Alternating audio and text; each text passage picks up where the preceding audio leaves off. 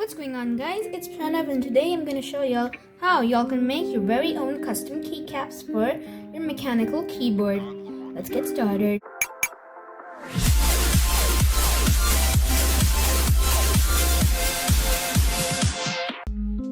Okay, to make your keycaps, you're gonna need a piece of paper, a razor blade like this. I've just taken it out from a sharpener because my main razor broke. The keycap, of course. I'm using my escape key, and I know most of y'all will use your escape key too. So you will have to take a printout of what you want to make your custom keycap look like. So over here I have my name, Pranav. So yeah, I have basically taken the dimensions of the keycap. So for me, it's 1.3 centimeters like this by 1.3 centimeters like this. Now it may look as if this is not 1.3 centimeters, this is less than it, but if I just turn the keycap horizontally, you will see that it is concave. So it means that there is an increase in the actual length of the thing. So yeah, I basically took a piece of paper and cut it at the exact location and measured it. You will also be needing some clear tape so that your keycap image can be seen. So for cutting the keycap, you are gonna need the razor blade, which you have, and just trace along the sides exactly where you took it, like exactly where the colored part ends, because you don't want them being smaller than the size of your keycap. You want them being bigger, slightly bigger, like about 0.5 millimeter ish. So yeah, here you go. Here's a close-up of my name.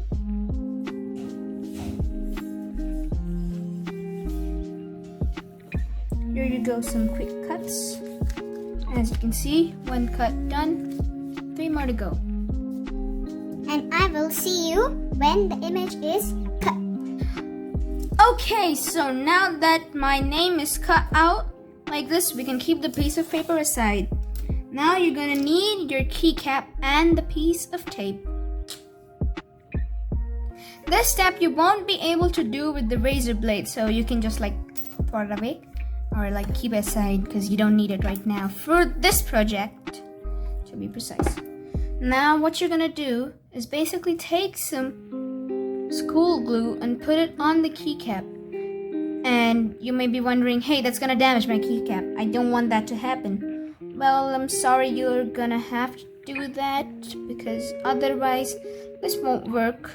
You will need to hold the keycap in place with something, and school glue or like a fevi stick will also do. You can later clean your keycaps by soaking them in warm water though. That's a good thing though. Okay, so I am just gonna like place a dab of school glue on the back of my image just to hold it in place properly. That much is more than enough. And then you're just gonna make sure that the image is upright and slowly lower it onto your keycap like that.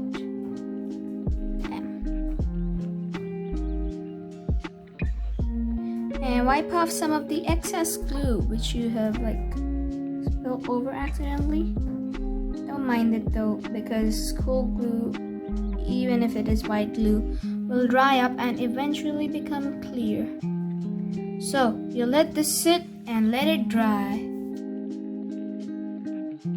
Okay, so basically once you have let the glue dry, you can get your piece of tape over here.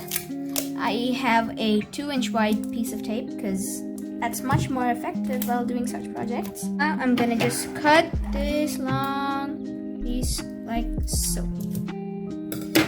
And keep that piece of tape aside. I'm then gonna just slowly lower the piece of tape onto the keycap like this. Don't worry about the excess. We're just gonna cut that off.